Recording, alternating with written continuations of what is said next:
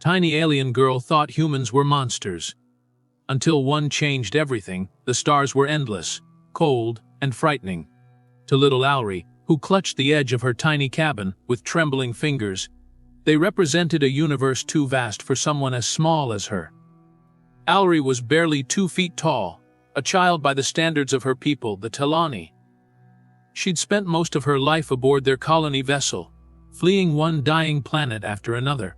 The elders whispered of things that hunted them in the darkness. Monsters, they called them. Humans. She had never seen one, but the stories were enough. Towering creatures of pale skin and sharp teeth. Merciless. Ruthless. Flesh eaters. Entire Telani colonies had disappeared without a trace after encounters with the humans. And now, they were stranded, their ship damaged beyond repair. No power, no way to run. Alry pressed her ear to the cold bulkhead. There were sounds. Heavy steps that echoed like distant thunder. A scraping noise like claws on metal. The elders had hidden everyone who could fit into the ventilation spaces, but Alry was too small even for that. She'd hidden herself inside a storage crate, wedged between bundles of fabric and empty ration packs. She could hear them moving, getting closer. She squeezed her eyes shut and curled into herself, repeating the prayer murmurs her mother had taught her. Please don't find me. Please don't find me. But the crate shifted. Something was lifting it. Alry's heart hammered against her ribs as the lid creaked open. Light flooded in. Bright, almost warm. She blinked rapidly, her large black eyes adjusting, and then she saw it. A human. It loomed over her, blocking the light. Tall, broad-shouldered, with rough clothes and heavy boots. Its face was strange, no fur, just pale skin with dark brows and a shadowed jawline. Eyes like storms. Its mouth opened. Whoa, it said softly. Hey, it's okay. You're okay. Alry shrank back, expecting claws, teeth. The stories said they'd tear her apart limb by limb, devour her bones. But instead the human crouched, lowered itself so it wasn't towering over her anymore. My name's Caleb, it said. The voice was low, careful, like it was trying not to scare her. Too late, Alry thought. She was already terrified. She pressed back harder against the crate wall, her fingers tight around the blanket she dragged in with her. Her throat made a soft clicking noise, the Telani signal of distress. Caleb's expression softened. You're scared, I get it. He didn't move closer. He didn't reach for her. Just rested his hands on his knees, palms open. You're not in danger. I promise. Alry's mind spun.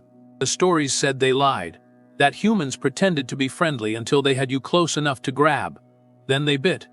But this one wasn't grabbing. Or biting. He was waiting. My name is Caleb, he said again. What's yours? She didn't answer. She couldn't. Her breath came too fast, her body frozen tight. He sighed a little. Okay, that's fair. I'm just gonna sit here for a second. You look like you could use some air. Alry flinched as he stood again.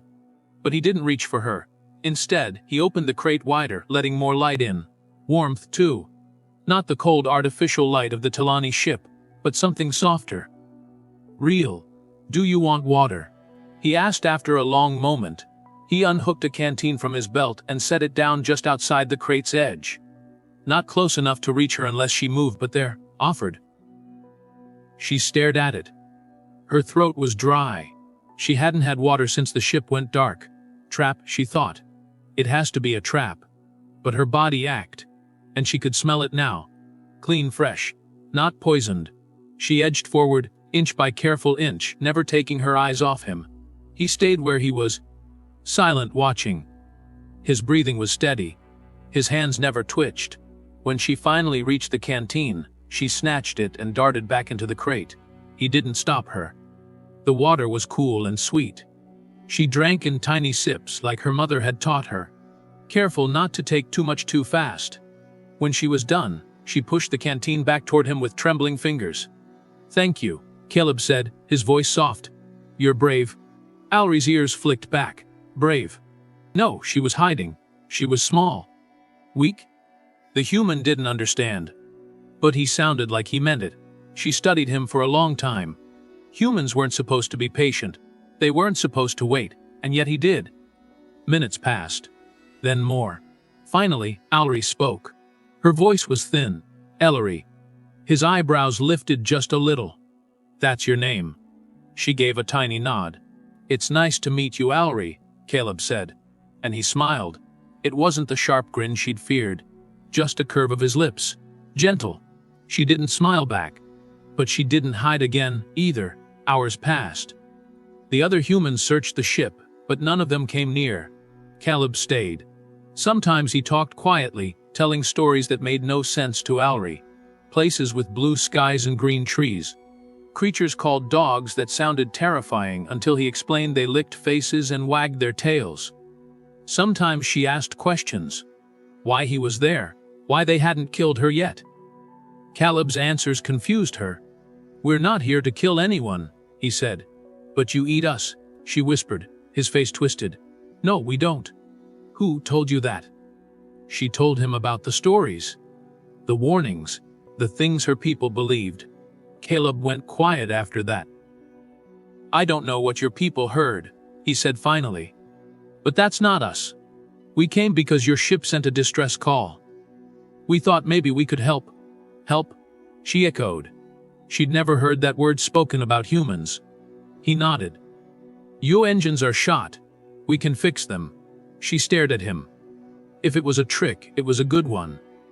But something in her gut, a feeling she didn't understand, said he wasn't lying. You don't want anything? She asked. No payment. Caleb gave a lopsided grin. Maybe you'll invite me for dinner one day. She flinched. Eat what? No. He laughed, a loud sound but not harsh, more like surprise. I meant Right, bad joke. Ellery tilted her head. Humans were strange. Over the next few days, things changed. Slowly. Caleb's crew brought supplies. They fixed the life support. They repaired systems the Talani engineers had long given up on. The ship had power again. Ellery's people came out of hiding, weary but curious. And Caleb was always nearby. He brought Ellery things. A scarf woven in bright colors. A small plant in a container that grew yellow flowers. Once he gave her a little device that played music. She didn't understand why at first. But he was teaching her something. That humans could give without taking. One night, she sat beside him on a crate near the ship's observation window. The stars looked different now. Not so frightening. Why aren't you afraid of us? She asked. Caleb shrugged. Why should I be? She thought about it. We're small, she said. We're not strong. We can't fight. He smiled.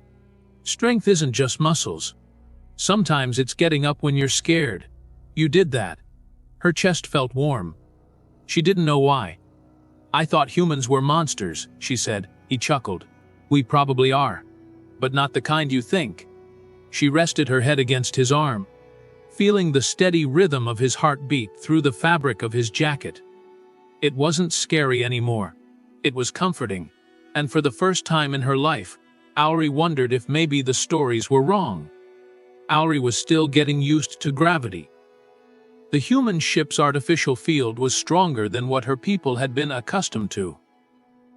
Her legs ached by the end of each cycle, but Caleb had shown her how to stretch the muscles. She was proud that she could stand for longer now. Proud that she could walk beside him without stumbling. At least, not as often. She wasn't supposed to be here, according to the Talani elders. Their people had been given safe passage to one of the human colonies, a neutral place, where trade and healing were the priority. But Ellery had refused to go with them. She'd clung to Caleb's hand and refused to let go. It had caused an argument. More than one. You're too young, Elder Saren had said, his pale silver skin crinkling with disapproval. You don't understand what you're doing. Ellery had stood taller then, even though her head barely reached Caleb's hip. I'm not young, she'd said. I'm learning. And I'm not afraid of him. Her mother had said nothing, only looked at her with wide, dark eyes. Then she had stepped forward, kissed Ellery on the forehead, and whispered in Talani, Then, learn well. And so she stayed. The colony ship had left 3 cycles ago, disappearing into hyperspace with the quiet grace of the Talani people. Alri stood at the viewing window for a long time after, thinking of her mother's words. Caleb stood behind her, saying nothing, but his presence was steady, warm, like gravity itself. He always made her feel anchored. "You should get some rest," Caleb said one evening as they walked through the human vessel's corridors. His voice was soft, like always when they were alone. "I'm not tired," she lied. His look said he didn't believe her, but he didn't press. That was another thing she liked about him. He gave her space when she needed it. He never made her feel small, even though she was. They stopped at one of the observation domes. Auri loved this place. Out here, it was easier to forget that she was far from home. She pressed her hands against the clear barrier, looking at the endless stars. Some of them pulsed faintly, as if alive. "Which one is Earth?" she asked, her voice soft. Caleb smiled and pointed. "You can't see it from here, but we'll be closer soon," she nodded. It was strange to think of Earth as a real place. In Talani stories, it had been a shadow world, full of hungry humans. Now she thought of it as where Caleb came from. A place that had made him him. "What's it like?" she asked. He thought for a moment. He said finally, "And green. Warm in some places, cold in others. There's a smell when it rains, clean and sharp. And birds. There are lots of birds." Auri tilted her head. "Birds, they fly," Caleb explained. "And they sing." She smiled, imagining tiny feathered creatures floating through the air. "I want to see them." "You will," Caleb promised. "Someday." She leaned against his leg just for a moment. His hand settled gently on her shoulder. It wasn't scary anymore. It was safe. She didn't know when that had changed, but it had. The next day brought something new. Another ship. This one wasn't human. The alarms went off mid-cycle. Red lights flickered through the corridors. Auri was in the mess hall, eating a fruit Caleb had introduced her to, an apple, crunchy and sweet. She dropped it when the sirens screamed. Caleb found her within moments, his face grim but calm. "Stay close," he said, his hand open. She took it without hesitation. They moved fast, his longer legs forcing her to take quick steps to keep up. The corridors were a blur of metal and light. Other humans passed them, weapons in hand. Auri's heart pounded. She tried to be brave, but her fingers clutched Caleb's tighter. "Who is it?" she asked breathlessly. "Rovark Raiders," Caleb said. "Not friendly." She knew the name. The Rovark were worse than the stories about humans had ever been. Slavers, pirates. They didn't leave survivors. Her pulse spiked. She thought about hiding. But Caleb didn't hide. He pulled her behind him, moving with smooth precision, like he'd done this 100 times before. They reached the bridge. The human captain, a woman named Vasquez, nodded when she saw Caleb. "Escort duty," she said. "Stay sharp." Caleb nodded. "Ellery stays with me." Vasquez's eyes flickered down to her, then softened just a little. "Of course." Auri didn't understand everything that happened after that. There were fast words, tactical displays, orders she couldn't translate. But Caleb was calm. And when he was calm, she could be too. "Are we going to fight them?" she whispered. Caleb crouched down so they were eye level. "Maybe," he said honestly. "But we'll be fine." She wanted to believe him. When the Rovark ship docked, everything went silent. Then came the sounds, metal against metal, the hiss of pressurized air, the thud of boots. Auri's stomach twisted. Caleb stood, drawing his weapon. It was a strange device, not like Talani weapons. Bulkier. But she knew it was dangerous. He didn't point it at her. He pointed it toward the door. The first Rovark threw was huge. Taller than Caleb, with pale gray skin and tusks that jutted from its lower jaw. Its armor was crude but thick. It growled something in a language Auri didn't know. Caleb didn't flinch. "Stand down," he said. The Rovark laughed. A low, wet sound. Then everything happened at once. Shots fired. Humans shouted. The bridge erupted in chaos. Caleb's weapon barked, sharp and bright. The Rovark lunged, but not at him, at Auri. She froze. Couldn't move. Then Caleb moved. faster than anything she'd ever seen. He slammed into the rovark from the side, driving it back. His fist cracked against its jaw. It stumbled, snarling. "Go!" Caleb shouted. But she couldn't. She was rooted to the spot. Her legs wouldn't listen. Then he was in front of her again, blocking the rovark's path. Another shot. Another roar. The air smelled like ozone and fear. Finally, the human marines forced the rovark back. The fight moved away, deeper into the ship. Caleb turned and dropped to one knee. "Allery," he said gently, "we're okay." Her breath came in short, sharp gasps. She reached out without thinking, grabbing his jacket. He let her. His hand covered hers. "You're safe," he said again. She nodded, but her body still shook. Later, after the rovark had been driven off, they sat together in Caleb's quarters. He checked her for injuries, his touch careful. "I'm sorry," she whispered. "For what?" he asked. "I froze. I couldn't move." He shook his head. "You're alive. That's what matters." "But I was supposed to be brave." "You were," he said softly. "You trusted me." Her eyes filled with tears she hadn't realized were there. "I thought you were monsters," she said, her voice breaking. "But you're not." Caleb smiled gently. "Some of us are," he admitted, "but not all, Ba." She pressed her forehead to his chest. His heart beat steady and strong beneath her skin. "I'm glad you're not." He chuckled, his hand stroking her hair. "Men too." Days passed. Repairs were made. The ship continued toward Earth. Allery spent more time with Caleb, learning about human things. He showed her how to use their tools, how to read some of their language. She practiced walking in their gravity until she could keep up without tripping. One night, she asked him about family. "Do you have one?" she asked. Caleb was quiet for a long time. "I did," he said finally. "My sisters like blinked. She blinny." He smiled faintly. "Not exactly, but she was brave." "What happened?" she asked softly. He sighed. "She died. In a war. A long time ago." Allery touched his hand. "I'm sorry." He squeezed her fingers gently. "And too."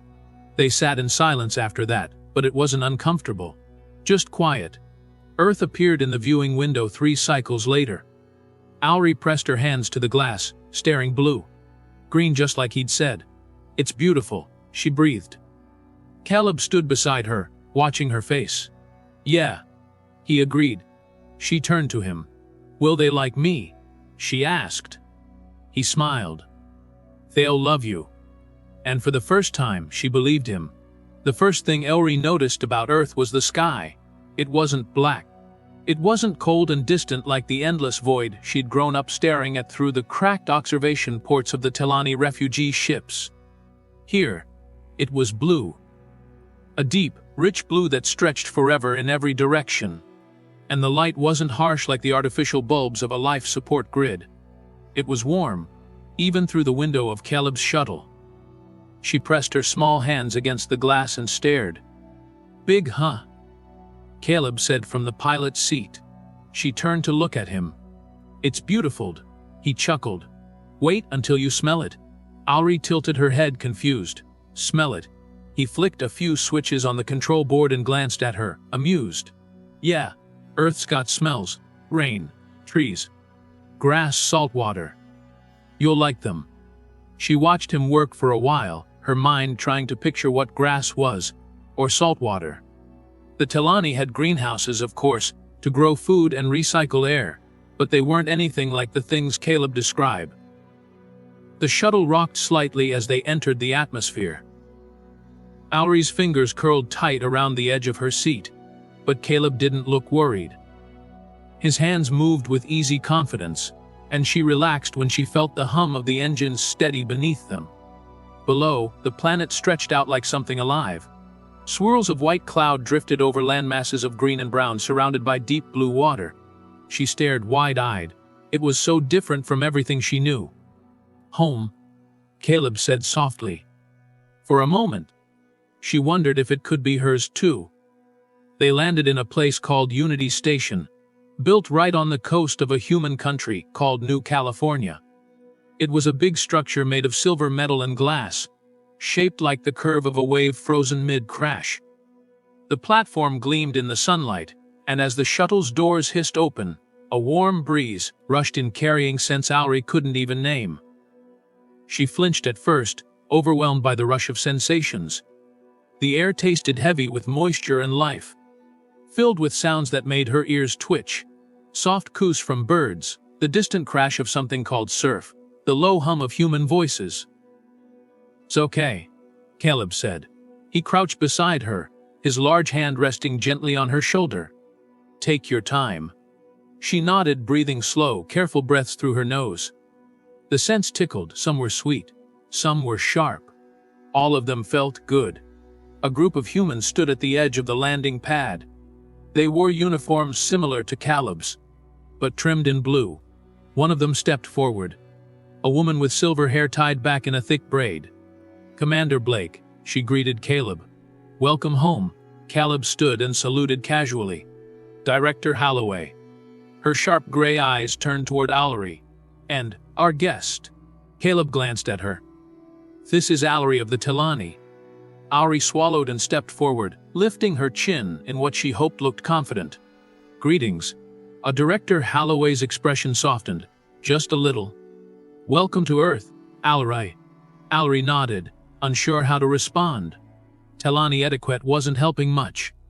Caleb bent low and whispered, "It's polite to say thank you." She blinked and then murmured, "Thank you." The director smiled. "We've prepared accommodations. Follow me." As they walked, Caleb stayed close, his hand always within easy reach of hers.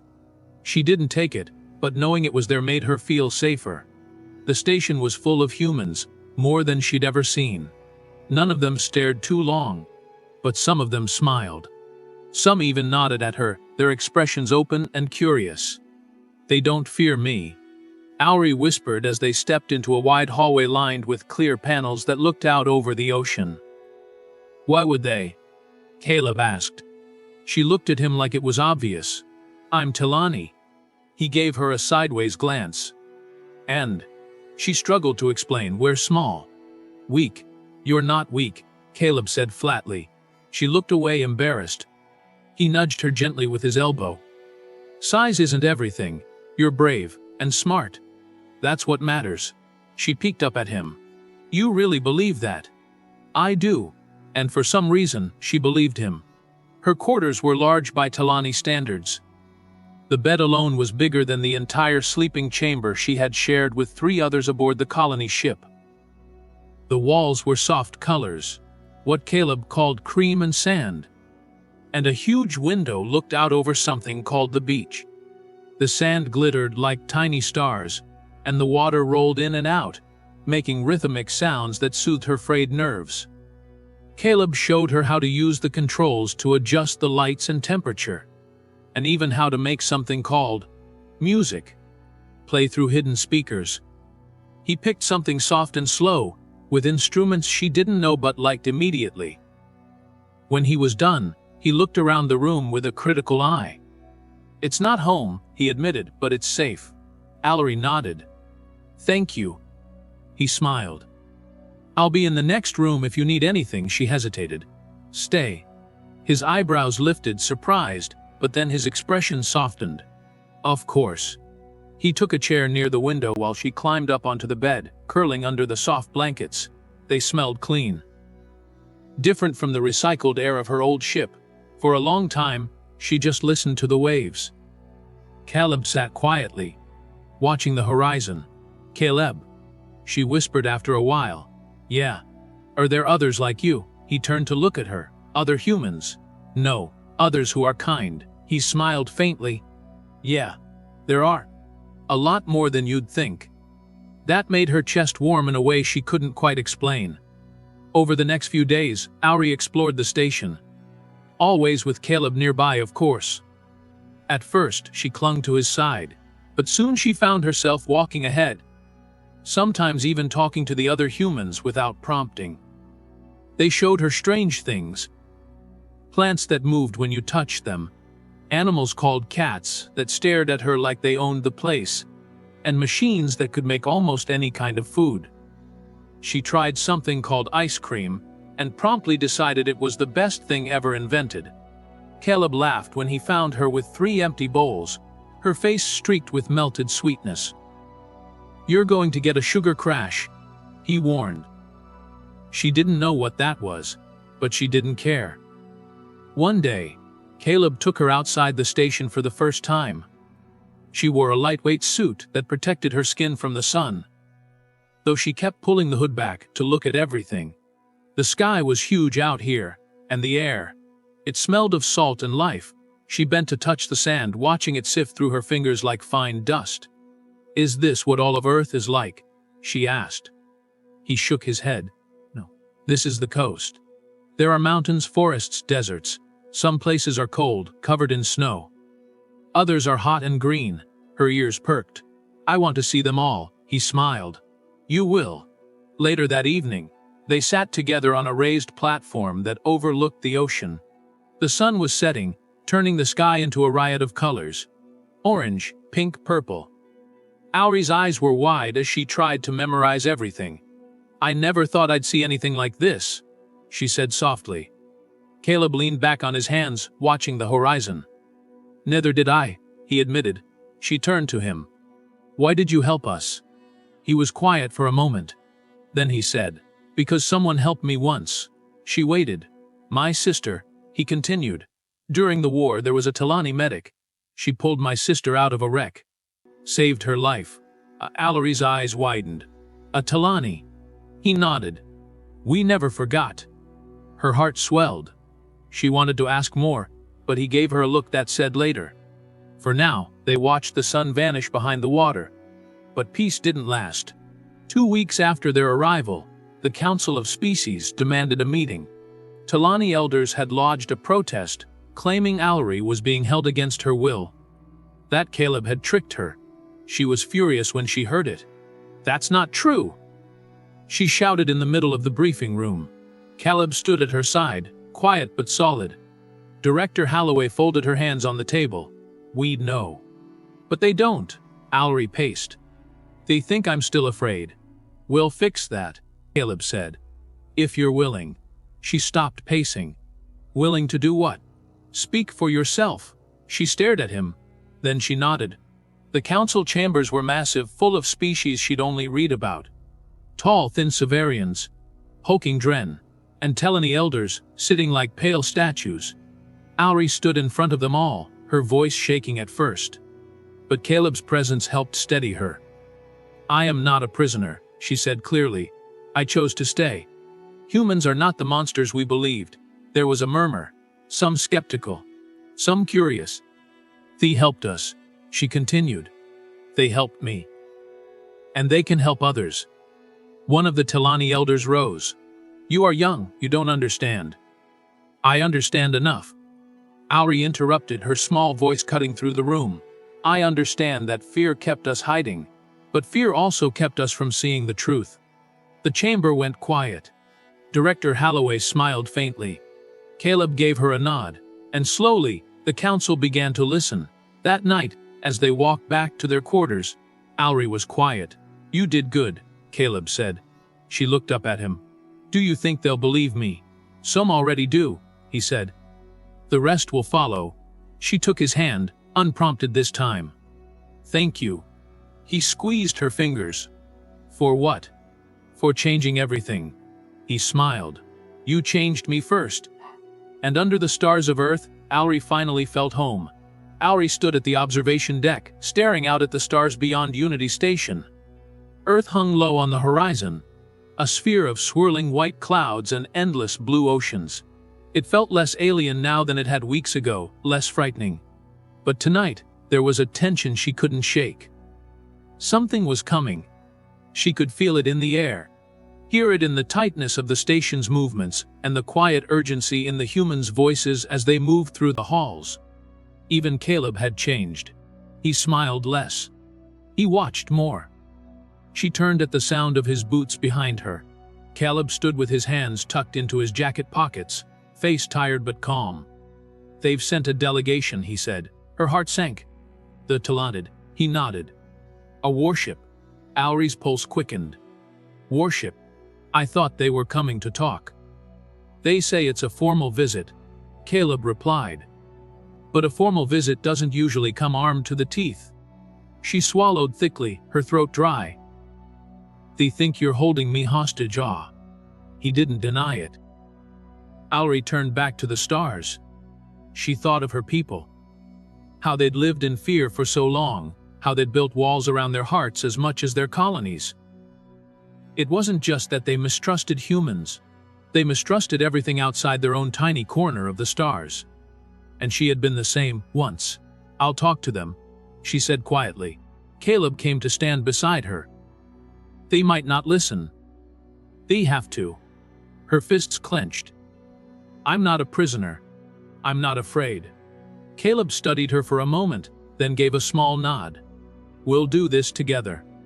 When the Talani delegation arrived, the entire station seemed to hold its breath. Alri stood beside Caleb at the landing bay as the warship shuttle hissed open. 3 figures stepped out, each tall and slender, clad in ceremonial armor woven with metallic thread. Their skin was pale, nearly translucent, with faint patterns glowing under the surface like living circuitry.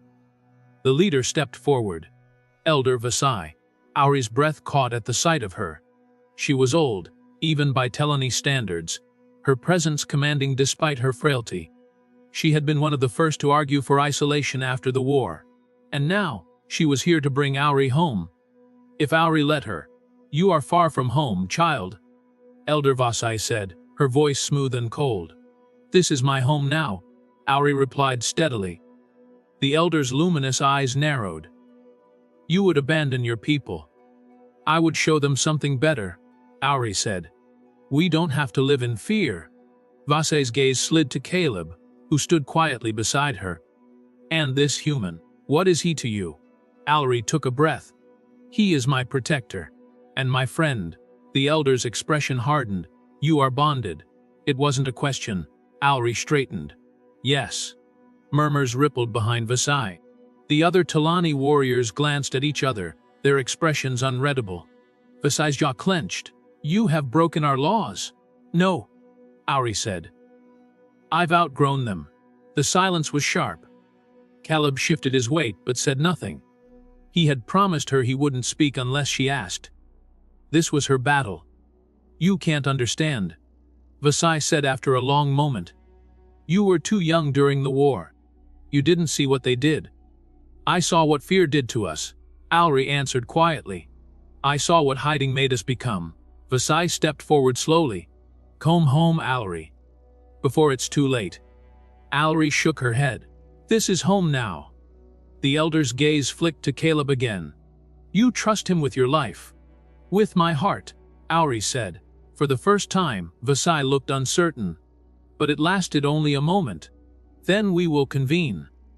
She turned without another word, leading her delegation away. They met in Unity Station's Grand Hall. Vast space of glass and light that overlooked the sea. Humans stood on one side, Talani on the other. Caleb and Auri stood in the center, between their two worlds. Director Halloway opened the proceedings. The Council of Species recognizes Elder Vasai and Auri of the Talani people. We are here to determine her future. Auri stepped forward. Her voice shook at first, but steadied as she spoke. I was raised to believe that humans were monsters, that they destroyed everything they touched, that they would destroy us too. Her gaze found Caleb. But I was wrong. Caleb smiled faintly, hands clasped behind his back. Humans are different, she continued. They are dangerous, they make mistakes, but they learn, they change. She looked back at her people. We ran from them because we were afraid. But fear isn't survival. It's a slow death, Vasai's voice cut in. And you would risk our people on a human's mercy. No, Auri said, on their hope. The silence was long. Then Vasai spoke. You are young, but perhaps youth sees what age cannot. The Talani elders exchanged glances, some nodded, some did not. We will consider your request, Vasai said finally, but you must return with us. Auri tensed. Why? To show them you speak freely, Vasai said. The het you are not manipulated. Caleb stiffened beside her. She's not. I'll go, Auri said, cutting him off. But only if Caleb comes too. Vasai's gaze sharpened. Impossible. Then I'm not going, Alri said flatly. Caleb placed a hand on her shoulder. You don't have to do this. I do, she said softly, and he understood. They left the next day. The Talani warship was cold and silent. Alri felt the weight of every gaze as she walked its halls with Caleb. They were watched, judged, but not harmed. At least, not yet. They stood before the Talani High Council, a ring of ancient figures cloaked in shadow and light. Alri told her story again, of fear, of hope, of Caleb. She spoke of Earth, of the oceans and the skies, of ice cream and music and cats, of love. When she finished, the chamber was silent.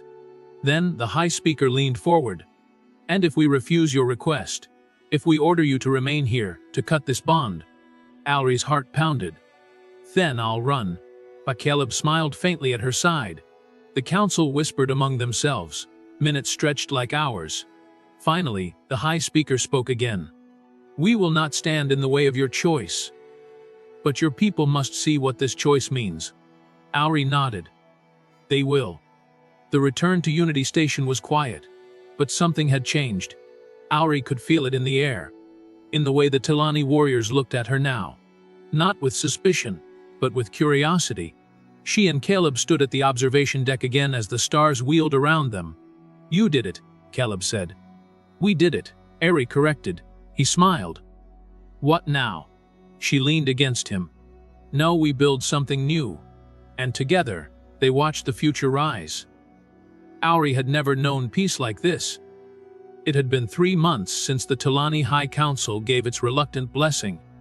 3 months since she'd stood before them and told them that fear no longer ruled her. And now, she stood on Earth's soil, not as a refugee, not as an outcast, but as a bridge. She pressed her small feet in the damp sand of the beach, watching the waves roll in and out with rhythmic certainty.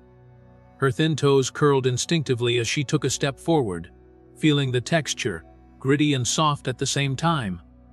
Caleb was beside her, his boots slung over his shoulder. Pant legs rolled up as he waded knee deep into the water. You sure you don't want to come in? He called back, grinning. She tilted her head, the breeze teasing the thin, silver strands of her hair. The salty spray was bracing but pleasant. It looks cold. It's not bad. He chuckled, motioning her forward. You faced down the Talani Council and scared the hell out of 2 warships. You can handle this. Alri narrowed her luminous eyes but smiled faintly. She took another step forward, hesitating only briefly before her feet met the cool rush of sea foam. She gasped, part surprise, part delight, and moved further in. The water surged against her shins. It was wild and strong, but it didn't frighten her. Nothing did anymore. You're learning, Caleb said approvingly. She glanced up at him, pretending to be indifferent. I'm adaptable. Ah, damn right, he said with a warm laugh. He ruffled her damp hair before they turned back toward the shore. The shoreline was dotted with a mix of humans and aliens alike. Talani warriors, human scientists, and a handful of other species who had dared to visit this little blue world. There had been a time when such mingling was impossible. But things were changing, and Alri knew she was a part of that. It was why they were here. Unity Station had become a beacon. What started as a single alliance between 2 very different people was now something far larger. Alri's decision to stay with Caleb had sparked curiosity, and that curiosity turned into cautious cooperation. There were Talani embassies now, human Talani trade routes, and even joint military training programs. It wasn't perfect. There were still old wounds, deep and raw, but the healing had begun. And with it came something Alri had never expected: family. Later that night, Alri and Caleb sat in their quarters, looking over documents on a sleek holo screen that hovered between them. It projected data on their latest initiative, a shared educational program between Earth and Talani colonies. You're not gonna let me weasel out of this, are you? Caleb asked as he scrolled through the list of proposed teachers. You promised, Alri reminded him, her tone somewhere between stern and amused. You said you'd teach them about human history. He groaned dramatically. Said I'd talk to a few of them. Not become a professor. You're already a commander, she pointed out. What's one more title? He gave her a long look. You like torturing me. I like helping you grow, she corrected. They smiled at each other for a moment. But then Alary's gaze softened. She reached out with both hands, her palms so much smaller than his, and cupped his face gently. You changed me, she said quietly. You changed yourself, he replied. They leaned in, their foreheads touching. The bond between them flared softly, not as an overwhelming force, but as a steady warmth that ran deep through both of them. Their thoughts mingled, a quiet comfort they both welcomed. He kissed her brow. You sure about this, Wes? She said without hesitation. It's time. The next day, they made their way to the new Unity Hall. It was an open-air pavilion that overlooked the sea, surrounded by sleek architecture that blended Telani design with human practicality. Ari stood at the central dais, flanked by Caleb and Director Holloway, while a massive crowd gathered to listen. She was no longer the tiny, timid Telani girl who had cowered in fear when humans approached her. Now she stood tall, at least by Telani standards, her ceremonial robe catching the sunlight. When she spoke, her voice was clear and steady. We are not here because we share blood. We are not here because we look alike, or because we think the same way. We are here because we chose to be. Her words echoed across the open space. Some in the crowd nodded, others watched silently. She knew not everyone was ready. But they would be. We are not monsters, she continued. Neither of us, not humans, not Telani. We are more than what we feared. Caleb rested a hand lightly on her back, steady as ever. We are family, she said. And the applause started, slow at first, then building until it thundered like the waves behind them. After the speech, Caleb led her away from the crowds. They walked quietly for a while, their fingers intertwined. They moved without hurry, savoring the moment. You think they bought it? He asked eventually. They will, she said softly. We have to give them time. He nodded. We've got time. Ari squeezed his hand. And we'll use it. That night, as the stars came out and the ocean's surface turned to silver under the twin moons, Ari and Caleb sat by a fire on the beach. The flame flickered low, casting gentle shadows over them. Ari rested against his side, her head on his shoulder. He didn't speak, but his presence was enough. She watched the stars and wondered how far they would go. How many worlds they would see together. How many bridges they could build. For the first time in her life, she wasn't afraid of the future. She was eager for it. You're quiet, Caleb murmured, thinking she replied. About. She tilted her head up to look at him. Home. This is home. Yes, she agreed. But I'm thinking we should find another one too. He chuckled. You want to go traveling? Maybe, she said. But only with you. He kissed her forehead. Then we'll go anywhere you want. Alary closed her eyes and let the warmth of the fire, the sound of the sea, and the steady rhythm of Caleb's heartbeat fill her senses. She had found home in him. Weeks later, they stood aboard a new vessel, the first joint human Telani exploration ship. Alary was the official cultural liaison. Caleb was captain. As the stars streaked by outside the viewports, they held hands on the bridge. Ureb asked. Alary nodded. Always. Their ship surged forward, carrying them into a future neither had dared to dream of when they first met. A future built not on fear, but on hope. And together, they'd make sure it stayed that way.